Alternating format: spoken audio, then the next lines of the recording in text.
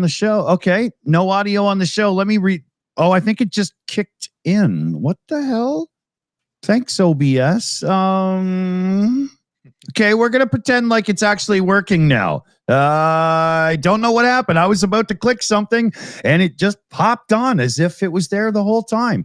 But, yeah, we got Commander in, we got Slava in, and we got Phil Ittner in on the Edge podcast, and we're going to start with Odessa and go from there because, you know, we were talking pre-show about the Opera House and everything there, Phil. Yeah, well, I mean, a bigger picture is we got hit really hard today. And for the last couple of days, we've been under intense drone and, in the case of Odessa, ballistic missile attack. Poltava today got hit, tragically hit today. I mean, I think the last number I saw was 12 dead, middle of the night. Youngest victim was like 3 months old, sort of thing.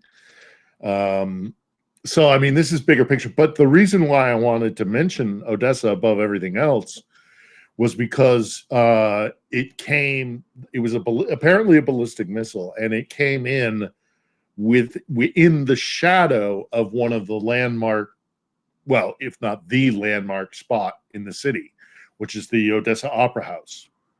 I mean, they put it on, I think it's even on currency. This is not only Odessa, but the entire nation is incredibly proud of the Opera House. It is admittedly an incredibly beautiful building. And this missile came in and hit a hotel that is in the shadow of the Opera House. I mean, couldn't have been more than half a football field away, or, you know, whatever, 50 meters, 50 yards sort of thing. Right. And really damaged the hotel. I didn't hear of any deaths involved, but it's a shock to the system.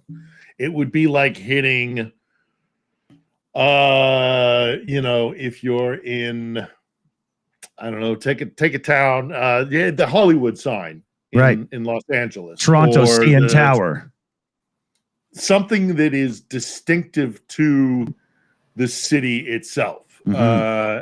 There's only a couple of spots that are like that at Odessa. One of them was an 18th century cathedral, which got hit about a year ago, a little longer, somewhere between a year and 2 years ago. And it was a pivotal moment for the city where the people of Odessa, who, it has to be said, Odessites are a very unique breed. They're very stubborn, and they're intensely proud of their city. And it's a Russian-speaking city, and it has long-standing ties to the empire, to the Russian Empire, although that's been rejected. It's the city that Catherine the Great built on the shores of the Black Sea. It's their, it's this gem, and the pearl of Odessa is the Opera House. When they destroyed the cathedral, it's my contention it was a pivotal moment in Odessans or Odessites deciding which side of this conflict they were really on. My friends would maybe argue with me from Odessa, but because they're fiercely independent. They reject Kiev just as much as they reject Moscow. They think that they live in this idyllic city where it's this unique, place where the world comes to Odessa. Sort of like a Singapore syndrome or something. Yeah, or I think San Franciscans kind of have this attitude of, we're so proud of our city sort of thing. I understand that, yeah, New Yorkers, folks from Melbourne, Cape Town, they have anyhow. So regardless, the cathedral was a massive blow to them. I mean, when it got hit by debris, the entire city came out there. Really moving footage from that period of time of just people coming in and grabbing debris and putting it in a pile. So it was this kind of civic reaction to the attack. And this, to my mind, would be exponentially worse. The Opera House is a huge deal. Right. So the fact that it came so close, now that draws the question, was it intentional or not? Were they just, chucking these missiles in, or did they have somebody on the ground doing a guidance, doing a forward observer kind of guiding in the missile? And if that was the case and they intentionally hit this hotel, which is in the shadow of the opera house itself, if that was done intentionally, then they're sending a message. Mm. And I know, Savi, you were saying that that President Zelensky had said there was a Norwegian delegation there. Yeah. Maybe that was the reasoning for it, or maybe it was just simply to tell Odessites, because everybody knows. I mean, even Solovyev on Channel 1 in Russia, 8 months ago or something, was joking that they were going to flatten Odessa, but they would keep the opera house because it's this heritage site. Right. So, if they had actually targeted to be that close to the opera house, then they're sending a message. Maybe it's the Norwegian delegation thing, or maybe it was, hey, Odessa, we can hit, if we wanted to, we can hit your pride and joy. So, right. More in terms of morale and in terms of anxiety and in terms of offense to the city of Odessa, this was a big deal. But in terms of actual, trauma and death and destruction, Poltava today, or Sumy a couple of days ago, right, they're doing what Muscovites do. They're chucking munitions at us. Yeah, Slavi, what was Zelensky's statement on the thing with the foreign dignitaries and whatnot? Oh, yeah. He said, sorry, 1 second, that there were, so President Zelensky's statement that Norwegian diplomats did come under Russian attack with ballistic North Korean missiles in Odessa. So they were there, and he confirmed it. I wonder if we'll get any statements out of them soon. I mean, I'm figuring we will. I think there's a lot of Russian propaganda going around that there were, high military targets, foreign targets in Odessa and all the stuff, that they're completely in the right to attack. Yeah. A theater. Yeah, that's what they always say. Yeah. And that's how they're going to try to spin this 100 different ways. Yeah.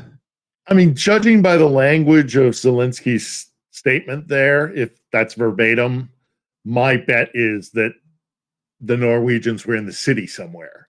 Because if they were actually in that hotel that got hit, it would be, far worse. No, to my knowledge, nobody died in the hotel.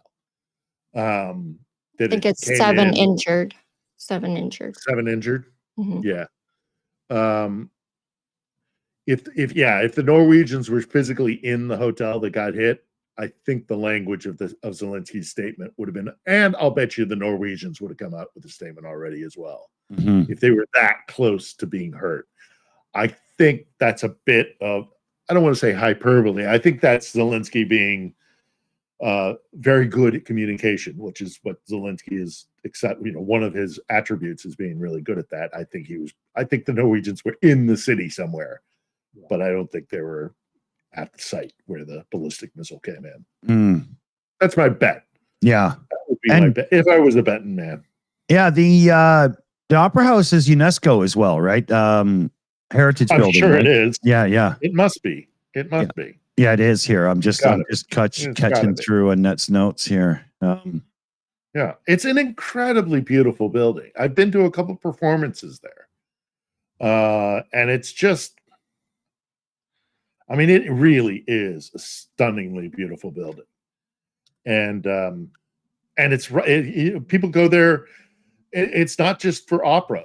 People will go there for their wedding photos. People will go there on birthdays. People will go there on anniversaries. They'll take their children to be christened, or immediately after the christening, to take pictures in front of the opera house. Right. This is how integral it is to the city. There's only one other place I think that they could hit in Odessa that would have. There's a whole bunch of stuff in Odessa because it's such a beautiful historic city. But in terms of magnitude of what this would mean for the city if the opera house got hit, there's only one other spot that I can think of that would generate an equal amount of, anger, and that would be Prevost Market. And Prevost is really beautiful. It's an amazing market because it's a port city. right? So you've got people gravitate to it people come from inland. They bring their fruits and their vegetables because it's an enormous place. From the sea, they're bringing in fish, and everything that comes off the boats will end up at Prevoz. And it's the heart of the city in terms of. I did a vlog with my friend Zarina Zabrisky, who, when she wasn't in Kherson, she was living in Odessa. And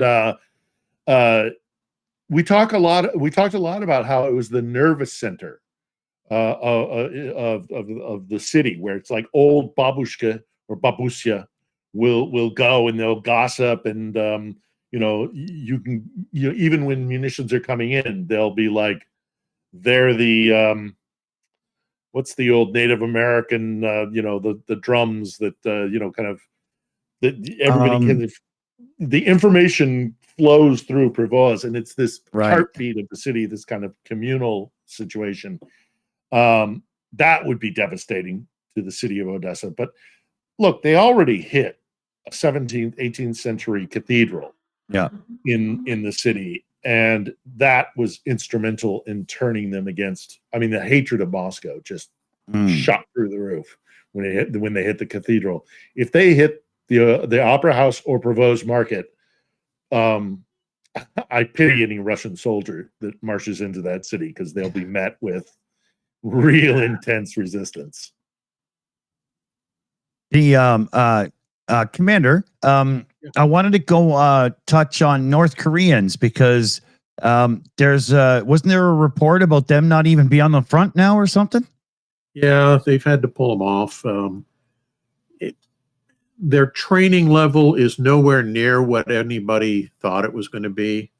They have language problems, so there are issues with them working with their, Russian combatants. There have been a couple of friendly fire incidents where either Russians shot at the North Koreans or the North Koreans shot at Russians, because they don't know the difference. Norks versus orcs? Yeah, exactly. Norks and orcs.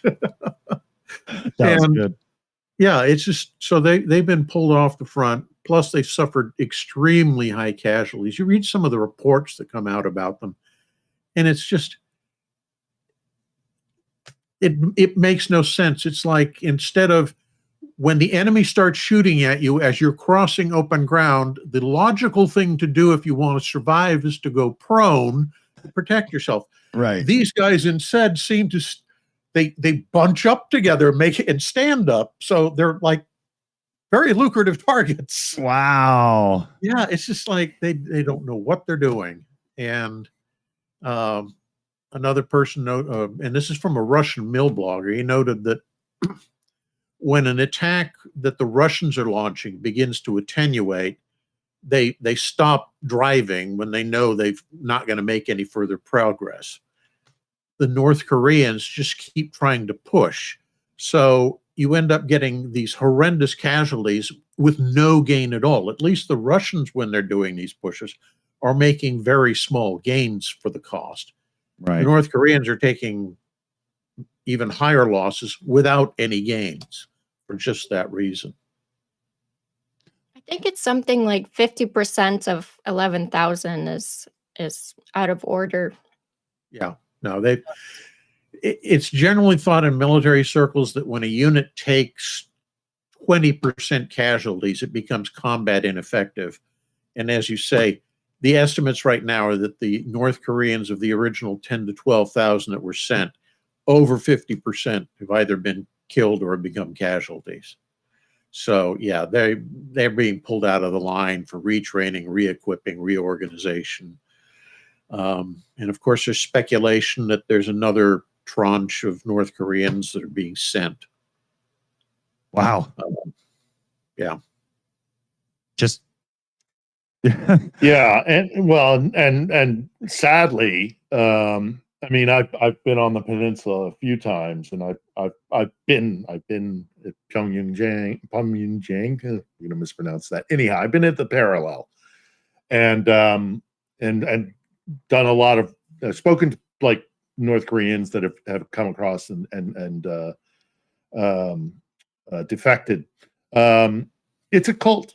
It's a 100%.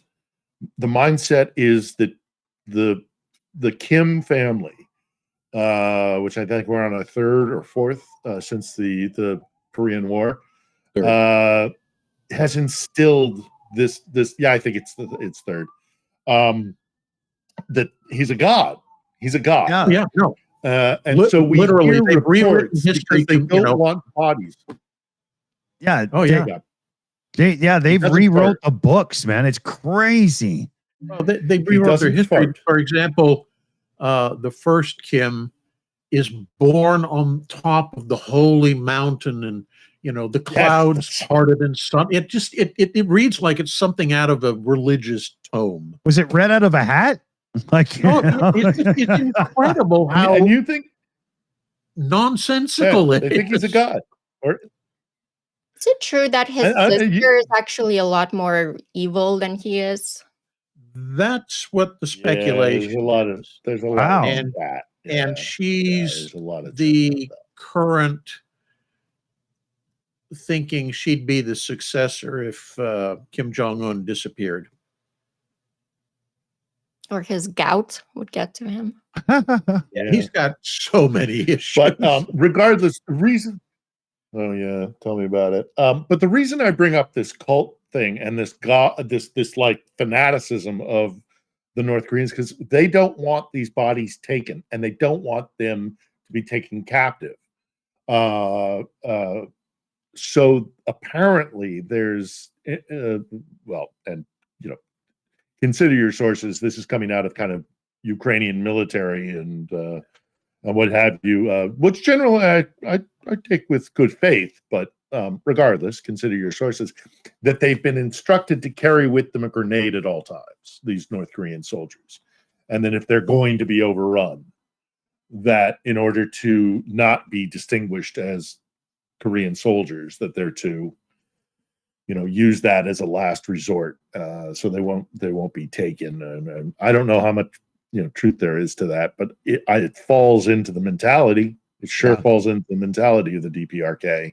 Yeah, that die before you disgrace your God King. Yeah, so it's awful. It's very awful. much. Yeah, using up lives. Oh, and with not a concern for them at all. Nope. Not a concern at all. Yeah, I think it's there's been speculation, and I think it's a fairly safe bet this is kind of true, that none of these guys are ever going home. They've been outside the walled kingdom, and what they've seen, if they tell the people back home what the real world is like, it'll be terrible. So yeah, these guys, you go to the front, you die for the man, Mortimer. Yeah. Let's see here. I'm going to catch up with a couple of super chats here. So we had Petra Olsen in with Swedish kroner, 129 of them as well, with love to Ukraine and with love thou shall be sent. Thank you, Petra. We had Johnny Nedregard come in as well with Norwegian kroners, 22 of them. Hello, Shills, Slava, Ukraine, with all the necessary lovely hearts. Thank you there, Johnny. And then, the Exist came in with a super chat as well, $6 there. Had a good weather rally today. Get home and wow, it's the Shills with Slavy, Phil, and Commander. All right, I like that too. Thanks, everybody. I wanted to switch over here because we do have a couple of questions in. Heather Wiley was in with a question here. Is there any truth? This was mostly directed to yourself, Commander. Have you heard North Koreans taking themselves out, taking their own? There's talk about that, and whether it's true or not is hard to say. I do know that there have been instances of wounded North Korean soldiers committing suicide.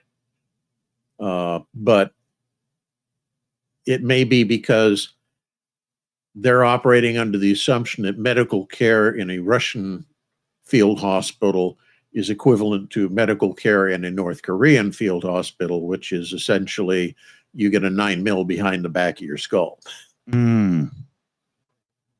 Yeah, which is very definitive.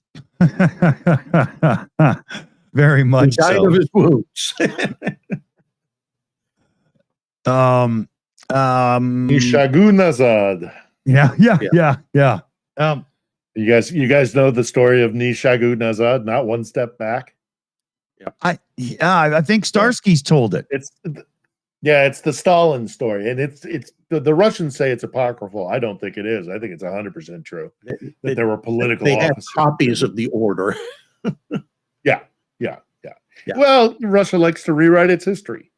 But yeah, so Nishagu Nazad is not a step back. So there would be these political officers sat there, and if people came retreating from the Nazis during World War II, from German forces, they motivate them by popping one or two of them, and the other guys would, okay, we're going to go back to the front. Yeah, exactly. I'll go fight. You just keep that crap away from me. Exactly. Yeah. So Popular the first thing I'm going to do is get away from you.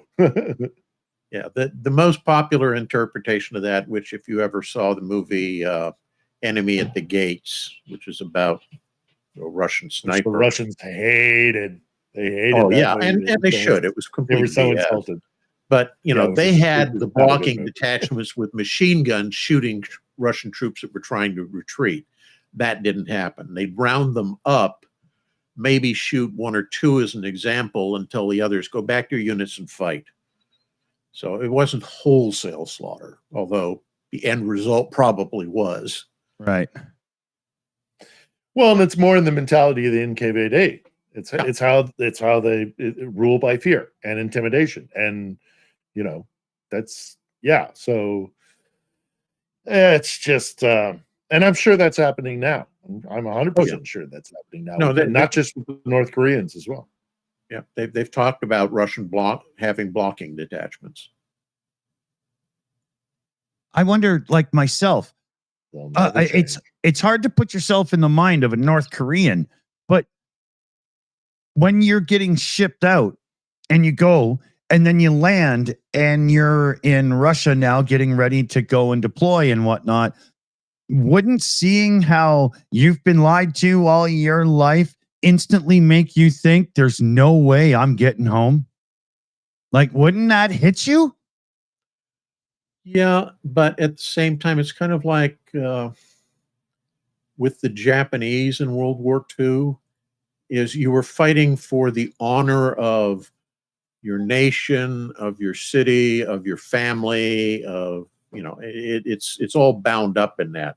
So dying heroically for the communist ideal in this foreign land is probably seen as like going on Holy Crusade back in the Middle Ages or something. Yeah, I suppose so. I never thought that way. Because you can't think about this kind of thing from a Western standpoint of how they see the world. Right. They see the world through a very, very different lens because that lens has been imposed upon them for, forever. Slava, you were... Yeah, I don't know if how viable this is, but I read an article that in North Korea they're getting fake doctor's notes to give themselves a fake tuberculosis, so they don't go to war diagnosis. Wow, surprised me. Yeah. I think that happens in every nation that goes to war, though. I don't think that's. I mean, we have it here in Ukraine. But it would Ukrainian soldiers who are Ukrainian guys who are facing conscription that do that. But Phil, part of war. It shows that in their drink the Kool-Aid in our cult way, not everybody is, because they know they want out, right? Yeah. Well, yeah, no, absolutely. But to follow up on the commander's point is that we cannot look at this from a Western perspective. Yeah. This is the argument that they present against us. But see here, if you can twist your mind, and I don't advise you to do it. It took me about a decade to get out of it. But if you can twist their mind from when I lived in Moscow, to their perspective is we're this decadent idea of individualism and this decadent idea of the citizen has a relationship with the state where there is a give and a take, where the citizen is given rights. That is seen overwhelmingly in Russia as incredibly self-indulgent, decadent, just, who the hell do you think you are that you're so important, that you're more important than the state? Right. It is the state that matters. It is great Russia. It is the Rodina. It is the motherland that matters. You are grist for the mill. You are ground up and used for the betterment, for the greatness of all of us, of the nation state that is Russia, Mother Russia. Yeah. And it's a completely different mentality of how to live your life, how to be a citizen, how to be involved and interact with your nation and your neighbors and everything. You personally are a form of currency to be expended by the state, the state's needs. And this is why, Commander, I don't know if you're aware of this as well, but this is why another inflection point that I think is so important, and one of the major reasons why Ukrainians are fighting as hard as they are, is this intrinsic idea. There are a couple of things about this, but there's an intrinsic idea in our society of the concept of inalienable rights. You are born with the rights because you're not a chicken, you're not a cow, you are not something to be used by the state for its purposes. You have to earn rights. You have to earn protections from the power of the state, from the Kremlin or the church or whatever it is. At least optimally in a Western society, the state is there to serve you, not the other way around. It was until and it also was except marginally maybe in the USSR, but there's also the idea that they don't believe in land ownership. So you don't ever, you're just, look, you are born naked and afraid into this world, and you will go out the same way. And in the interim, if you can amass power or wealth or whatever it is, that's on you. If you run into the state, nine times out of 10, it's because the state wants something from you, either your taxes or conscription into the military, or go into this radium mine because we need whatever, and you're going to be poisoned to death in godforsaken working conditions because you don't matter. And again, they're the kind of reason why Russians are able to suffer as hard as they are in some ways is because of this mentality. And they do legitimately think we're decadent and so self-involved. And who are you to have individual rights that you're born with? What is that? Right. Who do you think you are? I don't know. And that's why Ukrainians fighting, because Ukrainians don't feel the same way. Ukrainians have a much more closer mentality to Europe and to liberal democracy, and certainly since the fall of the Soviet Union. Yeah, I would argue even further back. Yeah, they don't want to live like that anymore. That's why they're fighting so hard. I never met anybody from Ukraine that thinks even remotely like that. For me, it's like meeting Australians or Brits or something, or it's just we all seem to be the same, I mean, Ukraine we've been fighting for the last 300 years for our identity. Yeah. To not be Russians because they've been twisting it for that long. Yeah. Yeah, that history is, it's not the circle around Jerusalem, but it's really close. I mean, there's a lot of history there, right? Yeah.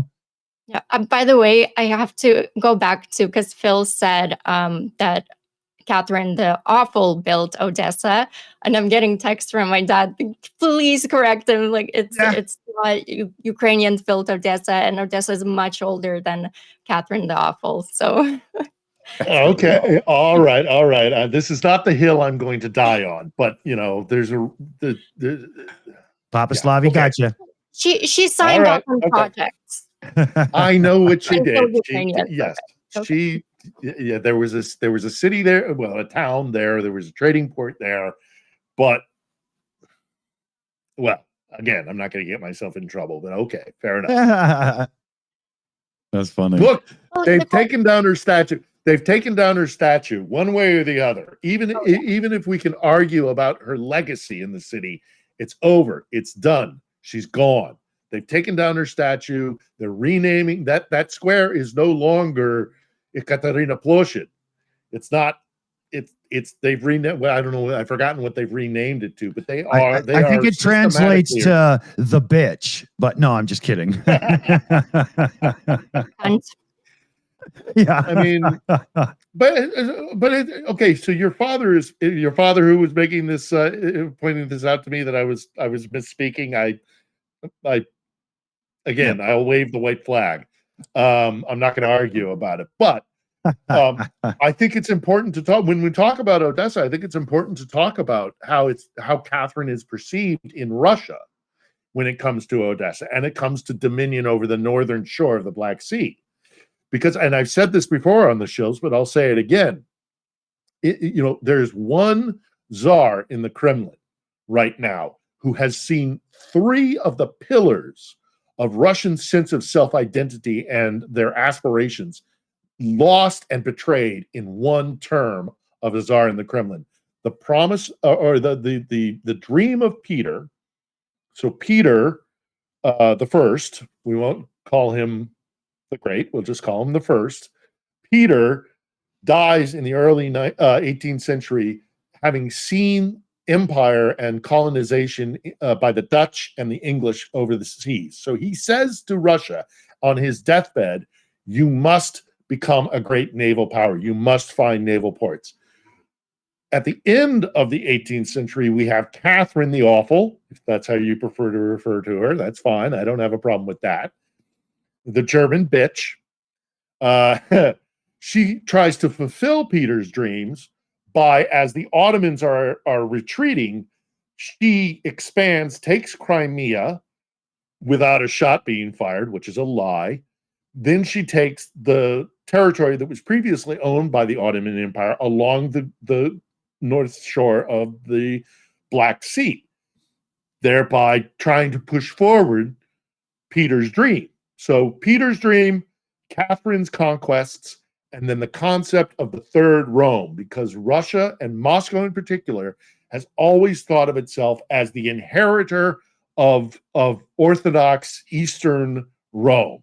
They're wrong about that, but that's their perception. That's what the patriarch, that's what Kirill would have you believe. But right or wrong, I can see Savi shaking her head, but right or wrong, that's their perception. And I'm only pointing these things out, not to argue their legitimacy, but because that's their perception. And in one fell swoop, Putin has lost all three. When the shooting stops, no matter how, because they're not taking Odessa and they're not taking Kiev. So they've lost dominion of the Black Sea. They've lost the concept of the Third Rome. They've lost the conquests of Catherine, and they've lost the dream of Peter. Putin there's a clock ticking. He's done. He's screwed. No Russian leader survives this. There's a couple of little areas where maybe he could squeak by if he conquers Donbass, or if he makes it so the international community acquiesces to Ukraine will never join NATO. Whether or not the Ukrainians would accept that or not is debatable. But those are the two main options I can see for Vova sitting in the Kremlin that would get, he could walk away from this without falling out of his basement window. But that's about it, because this has been catastrophic for Russia. He needs that moment where he can hang the mission accomplished banner on the Kremlin walls. And that's why we aren't going to get peace until he's gone, because failing to be able to do that, to at least give the illusion that he's gotten something out of the huge sacrifice of this war, he's doomed. Yeah. Sure hope Couldn't agree more. I see. Savi was shaking her head at me. I'm sorry. That's my interpretation of the history of the place and why I think he is so screwed. Yeah, no, I like how you put it. And you're right about the third Rome. I tell that a lot to people, how they actually think that they're the third Rome, but their claim to Odessa is because of Catherine the Great created it. So, which she didn't. So we have to. I'm not the hill I'm going to die on. I don't want to make your father angry at me. Forgive me. Forgive me. I don't want to make your family, all Ukrainian women are witches, and all Ukrainian men are Cossacks. And I don't want to piss off either. Yeah. I'm going to give Papa Slavi the link in case he wants to come in here. Well, we're not from Odessa. We're from Kharkiv, but yeah. Yeah. One of my favorite cities. I love Kharkiv so much. It's such a great city. People always speak very highly of it. And that right now is one of the hotbeds of ground activity in the war right now. Kupiansk in particular, because that's kind of on the way to get to there. And I was reading some reports where this is the first time in a long time the Russians have actually organized mechanized assaults on more than just a platoon or company level. This is like reinforced battalions being used. And they're making progress, but they're taking horrific losses and losing lots of equipment doing it. So people are starting to compare Kupiansk to potentially Avdiivka from last year. And even if they took Kupiansk, which would be like a Mariupol from the beginning of the war, if they went to try and take Kharkiv, look, guys, look, war is a fickle mistress. I've covered over a dozen of them. I've been, there. I've got the T-shirt. And so nothing is absolute. But I can tell you this, having been to Kharkiv, there is no way in God's green earth that they have the capacity to take Kharkiv. They can't take Chasiv Yar. They can't take. They expend massive amounts of men and material to take a place like Avdiivka or Bakhmut. Going for Kharkiv. Kharkiv is a town built for 1.2, 1.7 million. 3 million. It's a city, and the ones you mentioned before, those are towns. They're not even large towns. Yeah. Right. Is it 3? Okay, I'm not terribly surprised. Yeah. It's a huge, huge industrial town with factories and with hard points all over the place. And they've been building defenses for 10 years. There's no way they're going to take Kharkiv. I just don't see it. Well, they tried twice already. Full. Yeah. Avrostal, the siege of Avrostal factory in Mariupol. Yeah. I mean, that's small compared to what they're looking at if they go into Kiev. And there's dozens of facilities that are that size and have that density of masonry and such. Yeah, they'd be trying to take that city for years if they got involved in that fight. It would be Stalin. It would be Stalingrad 2.0. And I don't want to speak for your city, Savi, but if you'll allow me to, and you feel free to tell me I'm stupid and wrong at your leisure. But there's another characteristic to Kharkiv, and I liken it to Pittsburgh, or I liken it to, in the UK, Liverpool. People who work with metal, and that's what Kharkiv is. It is a steel town. It is molten steel. It is rebar. It's got that backbone that cities of this nature that deal in metals and deal in foundries and forging things, they're kind of a breed apart, and they're just tough, and they're not going to take it. They're not going to take Kharkiv, and they're sure as shit not going to take Odessa, and they're sure as shit not going to take Kiev. This is just, it's just the amount of people that have to die before they realize they can't do what they want to do. Yeah. In World War II, there were 5 battles over Kharkov. Well, it was occupied, Nazi occupied. Yeah, I know. Mhm. And it took 5 battles before the Russians were able to retake it. Oh yeah. When they first took it, it was essentially undefended.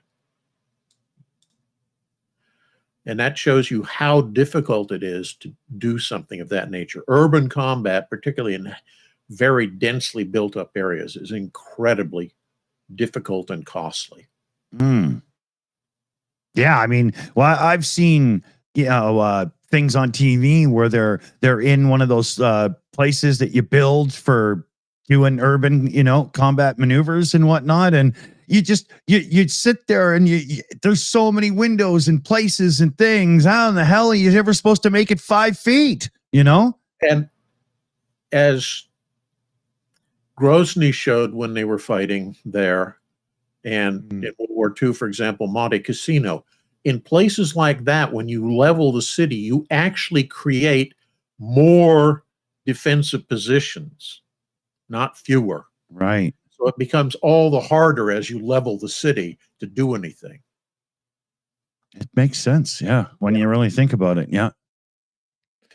I mean, this is part of the reason why I have not been concerned about a Ukrainian defeat, aside from all the other issues, and they're significant. I'm not downplaying the problems that Ukraine and the armed forces of Ukraine are facing, but I've been out to Donbass, I've been to Kharkiv, I've been to Odessa, I've been to these places, and I've been to war. I've been to war many times, and I've seen the defensive lines and the defense in depth out in the Donbass.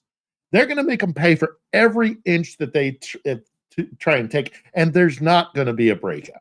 I feel very strongly about this. Others, Greg argues with me about this, but I don't think there's going to be a spearhead breakout where they're going to then loop around, and I don't see that happening.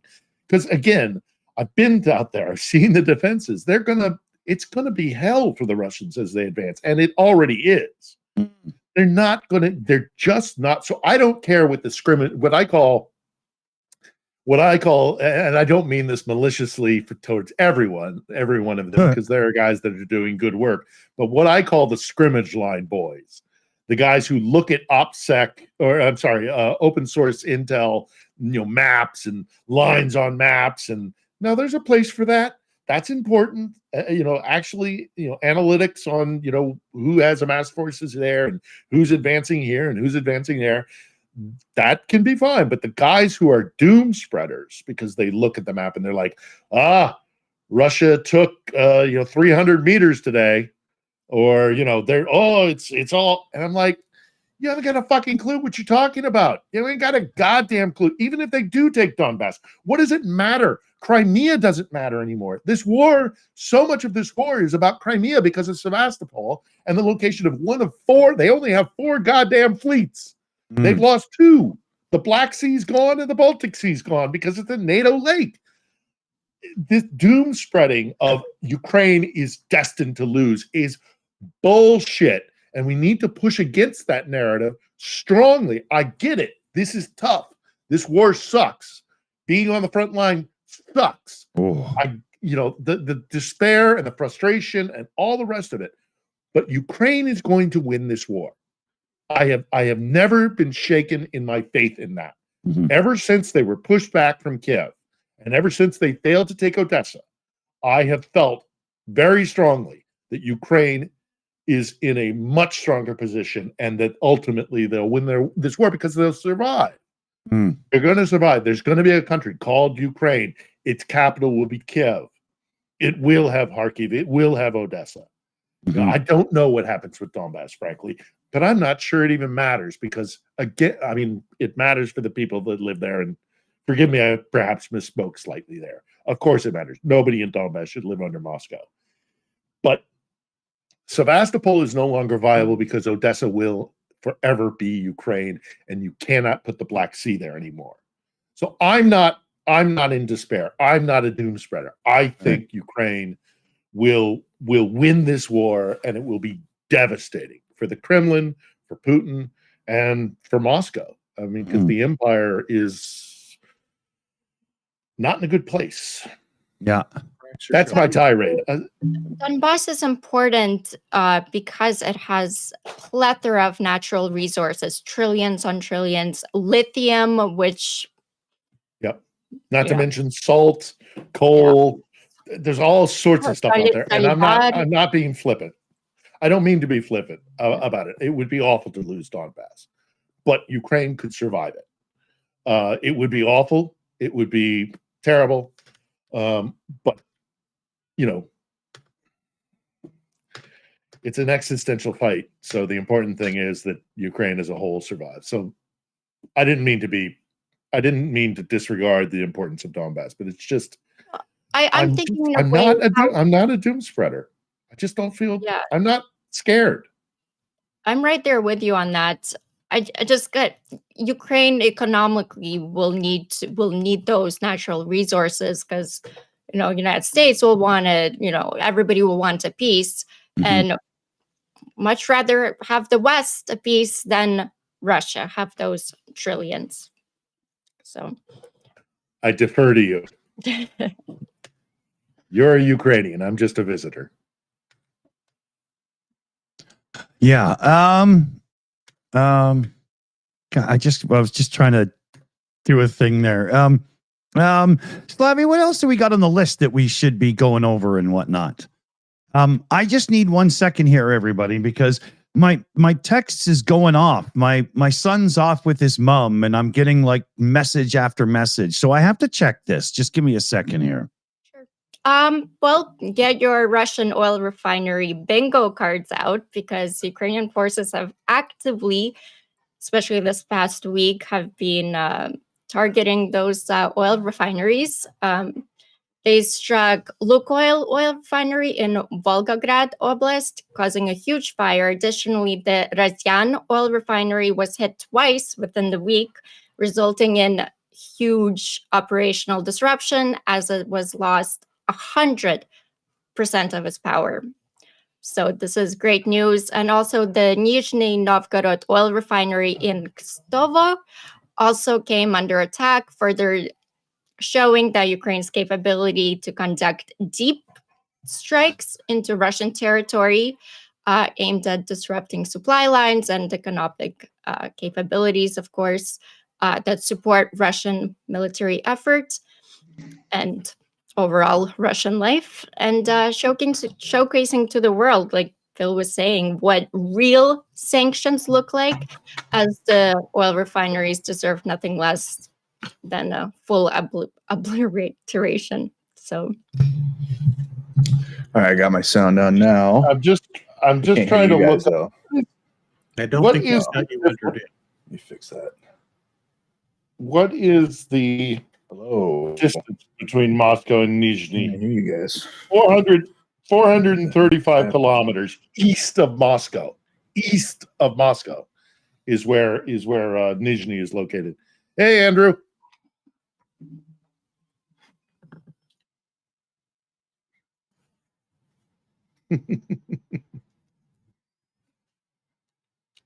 The targeting of these against the oil facilities is, I think, a really important decision that was made strategically by the Ukrainians, because that is not just cutting oil sales so that Russia isn't generating money.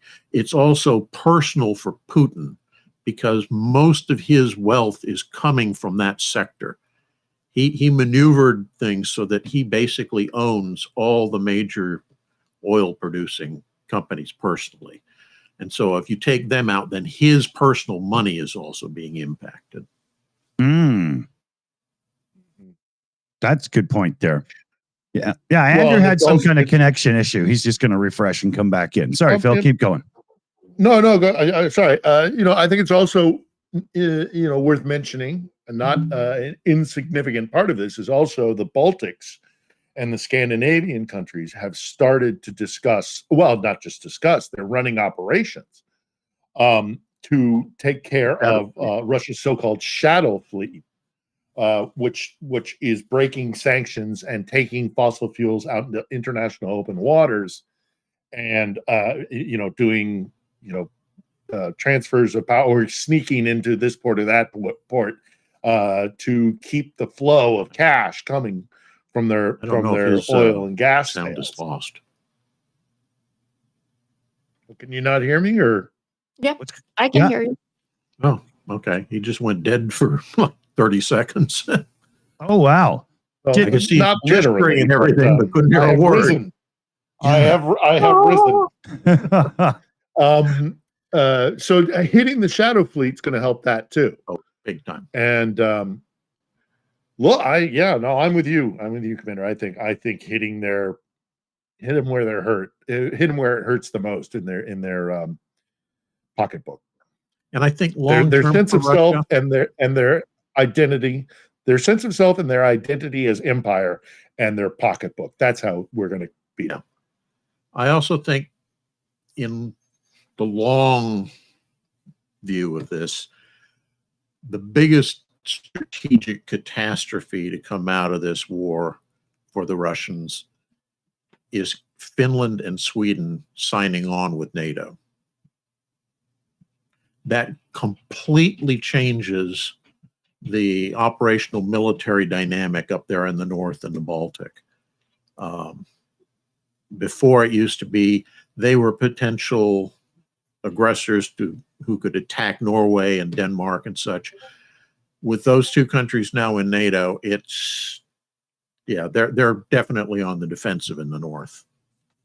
And it completely disproves the points that Russia tries to use that why they invaded Ukraine because of NATO. Well, Finland is in NATO. We need to limit NATO by getting more members to join NATO. Exactly. And expanding the border by thousands of kilometers. Yeah. Yeah. At some point, Putin's going to be remembered along with like Sun Tzu and Clausewitz, except in the opposite viewpoint, because they're strategic masterminds that everybody knows. And Putin will be known as the strategic dumbcough that everybody knows, who completely screwed Russia strategically. Yeah, or the Austrian corporal. But as a Navy man, Commander, you'll appreciate this. It's all about boats, baby. It's all about boats. Don't touch my boats. And don't touch my boats. It's all about boats, and they've lost. The Baltic is a NATO sea. The Black Sea Fleet is not even able to be at their base. They've had to retreat to the eastern edge of the Black Sea. They've lost their half fleet in Syria, and they've got the Arctic and they've got their Pacific fleet. That's all that's left. And there's literally no industry in the Pacific region. All the ships that are constructed there come from the other side. Because you get like 8 months of the year, huge stretches of Siberia are absolutely impenetrable. You can't get material from European Russia to the Pacific Fleet to refit and rearm. This is catastrophic for Russia, and I can't abide the doom spreading. I can't. Have you seen the reports that the Russian fleet in the Med is in such bad material repair that they've had to hire civilian tugs to drag them around because they can't do it on their own power? Oh my God. They're like rafts. Yeah, and they're just circling. They're just like rafts. circling. They're barges. They're just circling in the Med. They're just doing like loop-de-loops and stuff, being tugged by, and I guess there was some talk about maybe them finding a way to pull into port in Libya, but I mean, I've been to Benghazi. I don't think it has the capacity for an entire fleet to rock up and get, and even if they did, I don't know if the Libyans would be able to refit and rearm. Right. It's just, they can't do that, but more importantly, again, none of the ports in Libya have significant industry to repair the damage that these guys have incurred. that's right.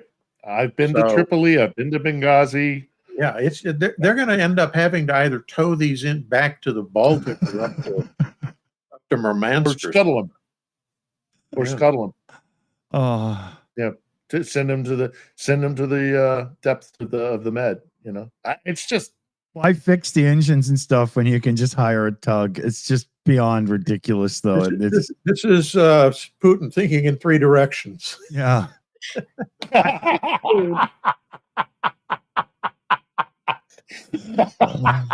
yeah. I like that. I like That's that. funny. Oh my God. It's just, I mean, I don't want to look, I know that we're all concerned about this war. Nobody wants this war to end more than those of us who live in Ukraine. Oh yeah. God, you got to help us. I want to go home. I want to go home, but I promised I'd stick it out. Yeah. And all Ukrainian women are witches, and I don't want to break or I'll get cursed. This is true. I say this with love. But I should go get my book about Ukrainian women folklore. It's interesting. Anyhow, I digress. I don't want to come across as somebody who is saying that this is a done deal, that Right. Ukraine is going to have victory, and there's a lot of road that needs to be traveled, and war is a very, very fickle mistress. Mm. But this narrative that is being spread in the West, and I am sure that Moscow is facilitating it, and is also a direct 100%. source of it. Mhm. This pessimism and this idea that, oh, Ukraine is doomed. Why are we even supporting them? You know, it's just it's an inevitable defeat. So let's just cut our losses, give to Putin whatever he wants just to end this war, because God forbid, that Ukraine is defeated and routed, and how many millions more will die. Yeah. That is a minuscule percent of a chance that happens, and I'm just sick of all the defeatism. Yeah. Ukraine this is Trump's war to lose. Ukraine can easily beat the shit out of Russia. Mm. And make them pay such a high price for such a low yield win that it goes down in the history books of what was the Russian Empire. Yeah. And Ukraine can do it, and Russia is shitty enough, and Putin is an idiot enough, and there's so much corruption and dysfunction in that nation that it is highly possible. It is, in fact, I would say, the greater majority possibility that Ukraine wins this war. And I'm not going to accept defeatism. I'm just not. Yeah. Oh, agreed. A couple of shout outs I'll jump in with. We got Cats with Slava, Ukraine. Love that. Love that. It's always a great message around here. And then, they exist in the chat, came in with a super chat. Check my chat question. Super chat censors are not happy today. And I don't know what the kerfuffle is. A little busy when we're doing the show and whatnot, but they exist, had to put the question through on Slavy's channel so somebody could screenshot it and send it over to us through Discord. I'm going to try typing it in after, because I bet if I type it in, it goes through. And the only way to, do moderation and censoring things and stuff on YouTube, we have it all dialed down to the lowest, and we only have the N-word in a couple of forms that get used online as a blocked word. So I don't understand why it won't go through, but they exist. Says here's the question: airdrop phones to the North Koreans and let the South Koreans explain reality to the North Koreans. Drop phones and candy bars and whatnot. Show porn. Yeah. Yeah. Make sure each one of those phones comes with a 30-day trial of Pornhub. Read that. Ooh,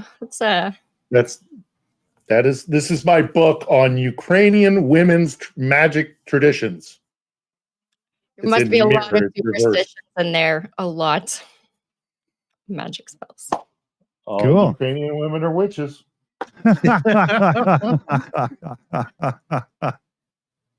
Oh, this all Ukrainian men are Cossacks. Yeah. That is true. There was a couple of questions in our room here. Let me just switch over. There's K Meinhold in the chat. Did anybody hear about Russians hitting a school in Kursk Oblast and over 90 Russian civilians under rubble? I haven't heard about I heard they'd had an own goal in Kursk. I heard they'd hit something in Kursk where they damaged themselves, but I don't remember it being a school. There's a new propaganda campaign that they launched. Obviously, Russians can't get Kursk back, so now they're spinning it like Ukrainians are killing Russians in the area. So we're going to see a lot of that, which is obviously not. You can watch videos. Ukrainians are buying groceries to Kursk locals. So here we go. It is a report in from today.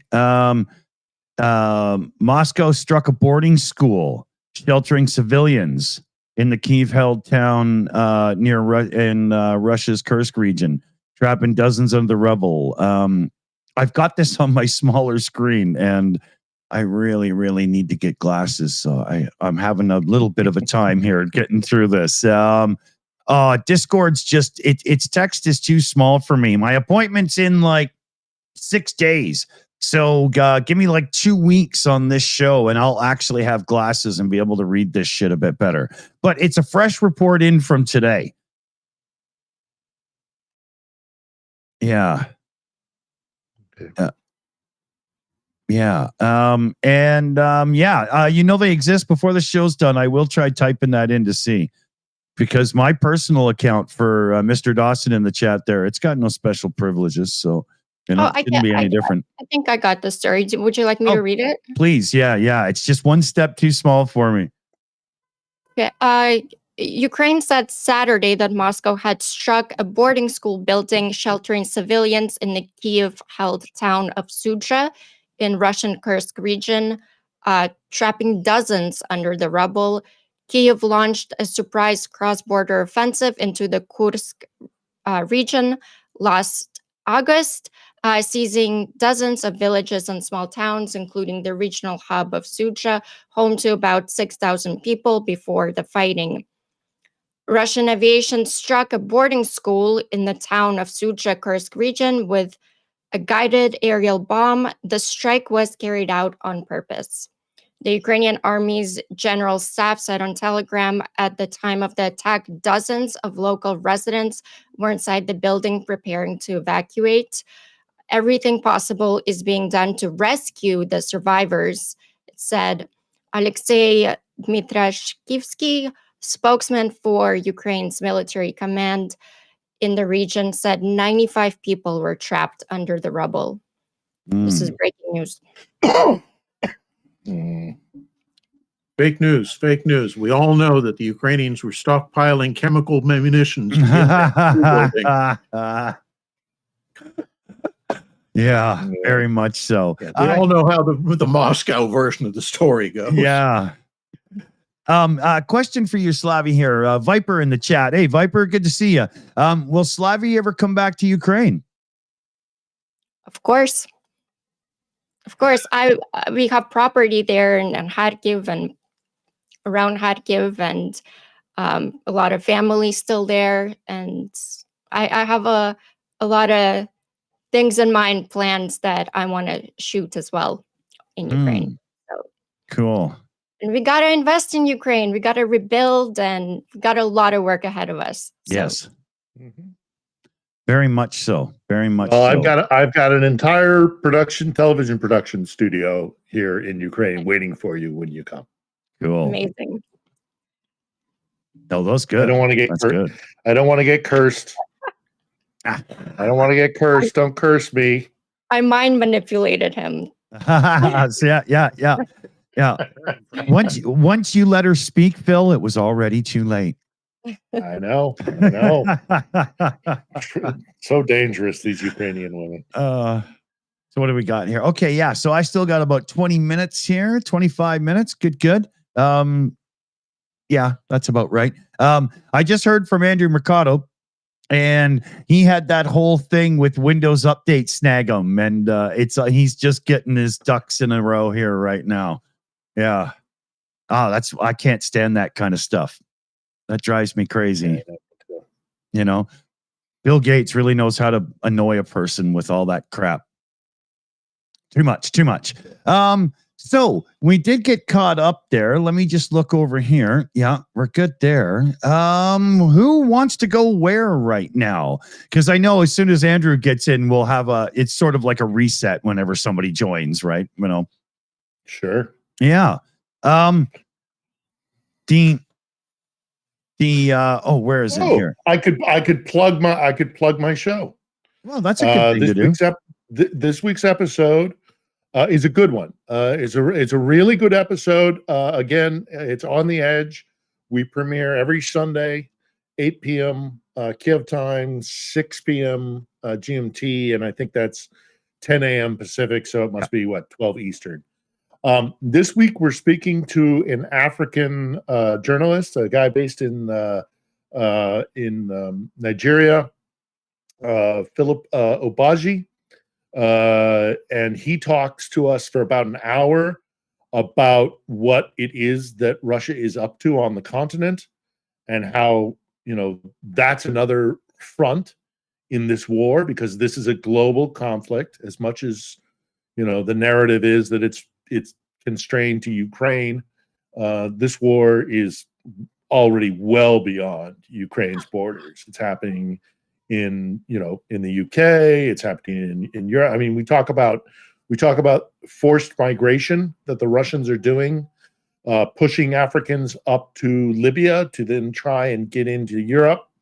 And it's a policy that's well recorded and reported upon, the weaponization of migration to foster far right groups because of a massive influx of migrants seems to bubble up that xenophobic kind of nationalist atmosphere, and they know that in Moscow, and so they're doing it in Africa. They're doing it to push on Libyans going to Italy or Greece, and then further afield in the European Union, and they're doing it on our southern border in America. And you don't think they aren't, you are naive. You are fooling yourself, because we see this technique time and time again.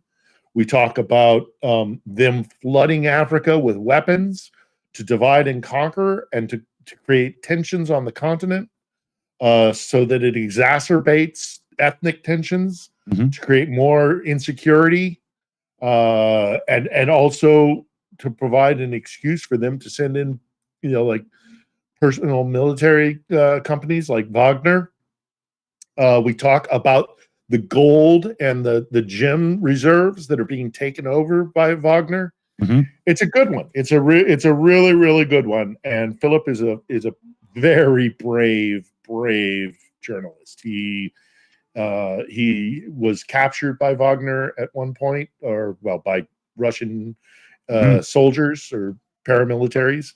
He managed to escape. So, he's alive today, but it's a really good episode of the show. So I hope folks will tune in. And right on time, I'm done with my shilling, and I choose that word properly, of my program. So it's all yours, Andrew. Oh, perfect. Perfect timing, Andrew. How you doing? Awesome. You tuning out, Phil? You taking off? No, I'll stick around, but I've been on the soapbox long enough. You know me, if I get revved up, I just keep going. So I'm going to shut up now and let you take center stage. Phil, that's why I had you on my show 3 times, because then you could just, it was so great. Hey, Phil, what do you think of this? Happy. The next 15 minutes. So good. It was so good.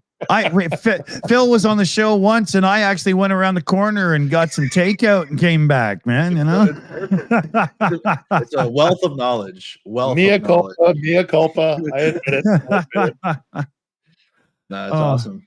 How are we doing? Finally got my audio working. I had to apparently install updates, and my computer was broken. Apparently, it just happens. I don't even know. I literally don't touch it. I tell my stream, I don't touch it. I literally just leave it. I come back, and then things are broken. I think Windows literally just degrades on the inside on the hard drive now and then and fails. It's just It's kind Witches. Time to buy the latest Witches. upgrade. I'm telling you, it's all witches. It's the witches. Indian women's The magic witches. traditions, huh? Yeah. Sounds like a good Saturday night read, Phil. Yeah, All Ukrainian with a women are cross and witches. some holy water. Yeah. Only candles. No, that'd be awesome. So what's on your mind there, Andrew? You know, you're always prepping another show, another stream and whatnot. Airline chaos and the responses from the fearless leader were somewhat less than good, weren't they? I mean, here, let me just hit this one because it's one of those things that you know, remember this? Because I have common sense. Okay. Oh boy. And unfortunately, a lot of people don't. That was just, well, his common sense seems to be racism and hate, but Liberals owned, just Yeah. destroyed, shaking. I mean, that's what the culture's turned into. Is like you don't even care. It's like Trump's opinion. Like he got up there and was like, "Here's what I think." I know. No facts. Yeah. No, nothing. No, But here, this, hey, yeah, here's this what was I the think. intro. I have this program from the 42 show yesterday, so I can still do this. But here, We do not And, like- know what led to this crash. We do not know what I had led to do it to looped, this of crash. course, We right? do not know what led to this crash, but we have some very strong opinions and ideas, and I think we'll probably state those opinions now. but why? That's because it's unfortunately what a lot of people in the United States like him for, is because he'll just tell you what he thinks. Okay, well, in like a serious situation where it's like people want information and loved ones are like unknown if they're alive or now, right? Yeah. Or like that was a serious, very serious situation. Yes. We need somebody that's not gonna like, hey, I watched it on the news with you guys, and this is what I think and what I saw, and like that's how it felt. And it's I like, know. God dang, to, dude. to quote the immortal dude, that's like your opinion, man. Yeah. You know? Yeah. And I mean, it's, one of the first things he did in talking about that crap was, well, you know, the Biden or first it was the Obama administration. I'm like, wait a minute, is Marty McFly going to show up in the DeLorean? What the hell? We're back in the Obama administration? What? it's crazy. That's what I heard because I took notes during the whole thing, and I'll tell Me you my too. notes. I took notes during because I covered it in the Witted for the press conference. So let me see. I heard that people who could tell from being in the room is that there was prepared remarks that were coming up on the teleprompter, and he wasn't. No, and yeah, he simply ignored it. He just started spouting nonsense on his own. Yeah. yeah, just went up there and just started saying, "Hey, this is what I think. This Yeah. is what I feel, or whatever." Which is weird because, like, again, I get it. That's what people like him for. He'll just say how he feels, and I get it. I promise, I get it. But like, not now, not in like a very, very, very serious situation, which resulted in the biggest loss of American life in an airline crash in like recent history. We don't have this happen. We're not Russia. We don't have planes just falling out of the sky in the United States. Like it's I try to tell this to my audience, and maybe there's some people that aren't familiar with how the U.S. is, but these things don't happen. And when it does, it's like a big situation, and it's world news. Like plane crash, right? It becomes world news. It's a regular occurrence in Russia. But that just tells you the level of severity that it requires and the level of care it requires. And we just don't have that. He blamed Obama. He blamed Obama, Biden, DEI, Pete Buttigieg, the helicopter, the helicopter pilot, air traffic control, and DEI with the air traffic control. That's my notes. And then there was a reporter who calls him on it and says, but how do you come to this like, how can you possibly say we don't know and all this, and then start laying it on DEI and whatnot? And his response, it's like 5 seconds or whatever. Here it is. I think that's not a very smart question. I'm surprised coming from you. And he just blows her off. It was the most intelligent thing that had been said up till that point. It's a reminder, if anything, because it was this. We had this, and when he was the first time, and it was just getting worse and worse. And then in 2020, the COVID briefings, like Oh God, I don't forget that. I don't know. Wasn't that long ago. Yeah, I know. And I'm I'm so scarred from it. I can't forget A lot how of people stupid are. it was. A lot of people are, because Yeah. I'm so glad. You know what? The resiliency of this is I'm always reminded of how many people are still living in reality. Like there are like, if not more, but unfortunately it's propaganda and American media and just the way that we are influenced to believe is like, and it does, and it has an effect on people. It has a real effect. But I'd argue there are more people that are still in reality, but it just seems like there are more, and especially with an election victory, and now this is our government now, and it's like, oh my goodness, it's terrible. Yeah, it's a level of nasty, and it's only this kind of stuff's just going to get worse and worse. And I only hope that enough of the slightly less educated folk that bought the BS heavily start to feel a little, wait a minute, I was told it's going to get better, not worse, and start snapping out of this a bit more and a bit more. that's what it's going to take, especially for Americans. It's got to affect our money.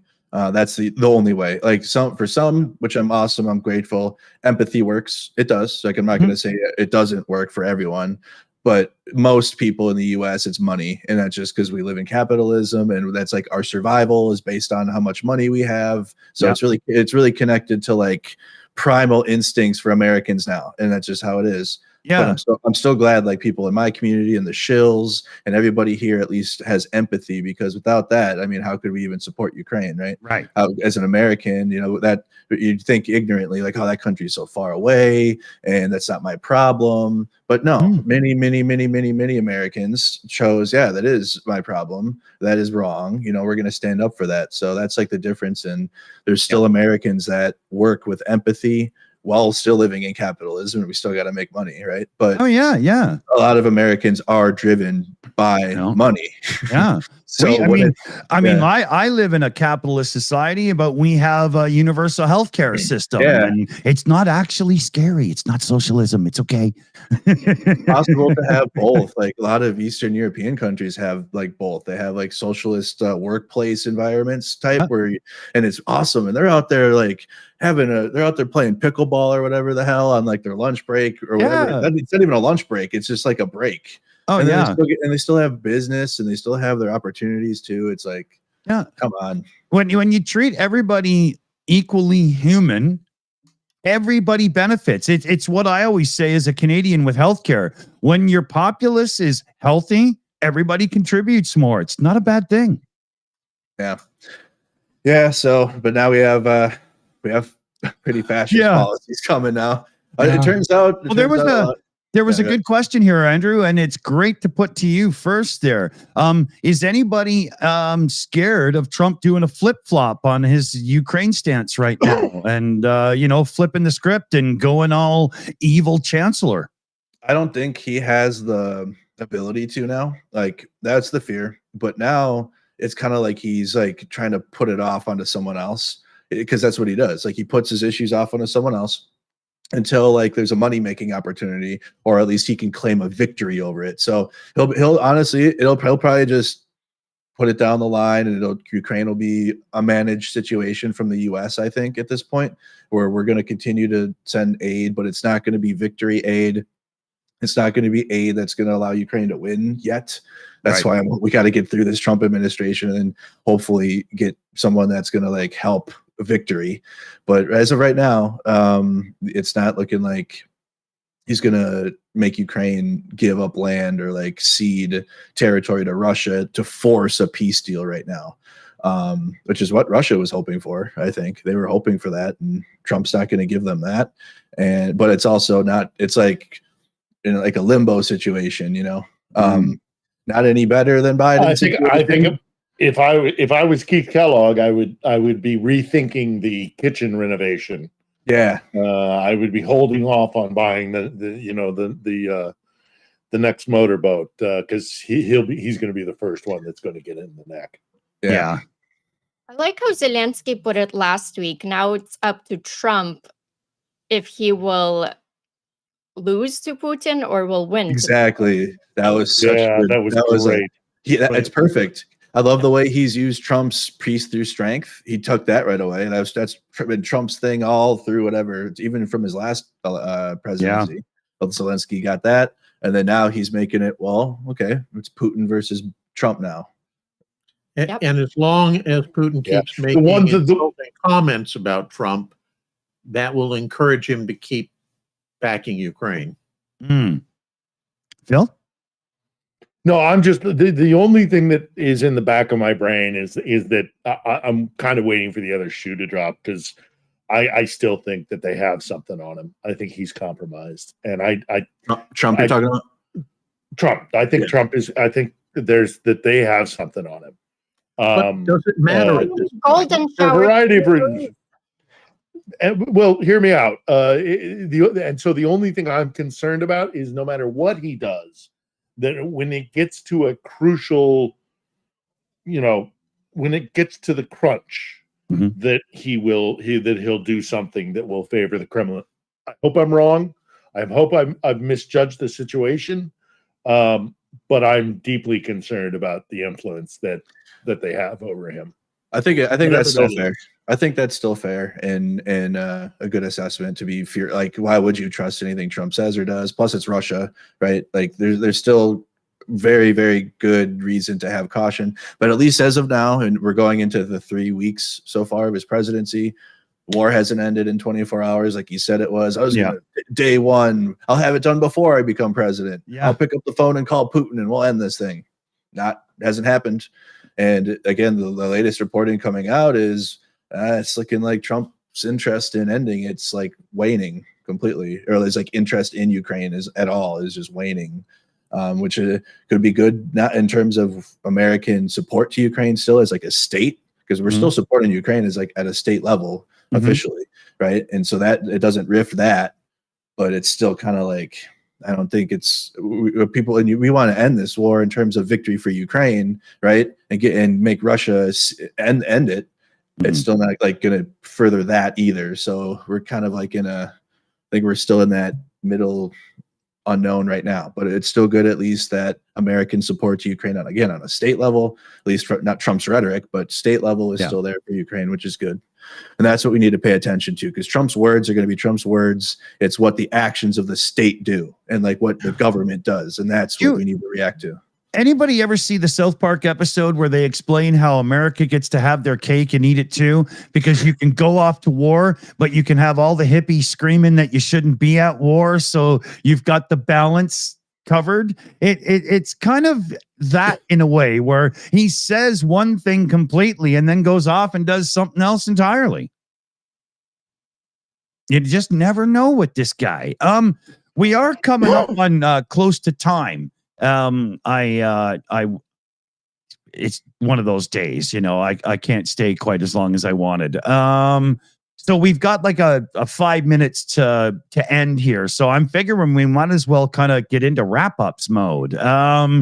Let's give Phil a minute because he wants to shill out the podcast and everything real good. And absolutely. We'll get the mods already. Yeah. I've got your thumbnail ready and all, buddy.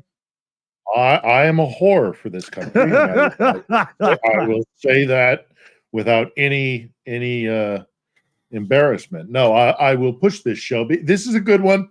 This is episode 33. This is talking about Russia's really nasty interference in Africa and their manipulation of the continent for their own imperialistic aims and for destabilization of the West. So runs about an hour, comes out 8 p.m. local in Kiev, which I think is 10 a.m. Pacific, and you guys can figure out where you lie in the interim period there. It's a good episode. We're proud of it. And I think it will, because we also use it to discuss how this conflict is a global conflict. It is not limited to Ukraine. It has spread and overflowed from Ukraine in so many different regions. And by bringing in Africa to the equation, we're able to talk about how Moscow has been really screwing with everybody, and that it's not just online. It's not just information warfare, which is bad enough as it is, and we delve into that, but there's a body count here. People are dying because of what Russia is up to when it comes to this kind of hybrid war. So it's mark your calendars, put it down. If you can't be there for the premiere because it can other podcast or something that you like to watch on a Sunday morning or what have you, just pin it and watch it later because it's a conversation worth watching. Yeah, I'm looking forward to it for sure. Because again, like you said, really there's so many tie-ins to different things going on in the world that all lean back to Mother Russia. Yeah. Let's go to their tentacles are everywhere. Yeah, very much so. Let's go to Andrew then for some shilling. What's coming up, buddy? Oh, we got Ukraine news tonight, actually. Saturdays are my full Ukraine streams. With the way American news is coming out now, you guys all see it. You'd be juggling, right? Yeah. Yeah. Instead of trying to just overdo myself and trying to do multiple streams a day and I'm just doing a full Ukraine only update on Saturdays. So just hours of Ukraine information, reviewing videos, which is tonight. I'm going to do it at 6 p.m. Eastern. So 6 p.m. Eastern time on Saturdays. Maybe interviews if anyone's ever awake for them. That was always the hard part, was trying to get people in Ukraine to come on for interviews for an American stream because of the time, and sleep is luxury, obviously with the air raid alarms all going off. So I always factor that in. But so we're going to do that tonight. And then afterwards, we're going to have a little celebration of life. And I don't want to downer news too much, but we lost one of our community members this week. She passed away. And she was a longtime member of my community and really enjoyed playing Jackbox games. So we're just going to do that and remember her presence always in our streams in a community. So we're going to be doing that tonight as well. So thank you for that, for letting me shout that out. Awesome. Yes. We felt loss as well on, let's turn to Commander here. Two things. First, I'm doing this last so that he can't respond to me, but when Phil keeps talking about victory, I think the key thing we need to clarify in our minds is, how do you define victory? And I think that's a discussion we need to have for another time, but I think it's a valid one. And secondly, my usual admonition, if Ukraine is important to you, please communicate with your elected officials, write them, telephone them, email them, text them, whatever. Just make sure that they know that Ukraine and continued to support Ukraine is important to you. Thank you. Good words, man. Good words. And we turn to Slavi for the last words from the panel here. I'd like to say, this is my new saying, and it's, whatever happens in Ukraine doesn't stay in Ukraine. I like that. Well, because it affects us all, and try to tell that to your friends that don't necessarily care about Ukraine, how important it is, what the events that are happening in Ukraine. And keep sharing Ukrainian stories. Thank you to everyone, to the audience, on the Shills channel, on my channel. Thank you to the panel. Tune in. And I have nothing to shill today. I'm trying to get you guys a live stream going on my channel. But tune in into everybody's, Andrew's live streams, Phil's interviews, the Shills shows, PubChats and stuff. So tune in, keep supporting Ukraine, keep sharing, and subscribe. Thank you. Slava Ukraini. Here I am, Slava. Slava. Good words. And on that note, thanks for joining us, everybody. Thanks for the support towards the channels. Remember to click the guest links, get over there, get subscribed, make sure that, it's a community flow, and that's how it works. So let's all dive in and enjoy the time together as we do what we can to raise support, awareness, and keep those all important words in the tip of your tongue. Slava Ukraine. See y'all very soon. Say goodbye, everybody. Bye.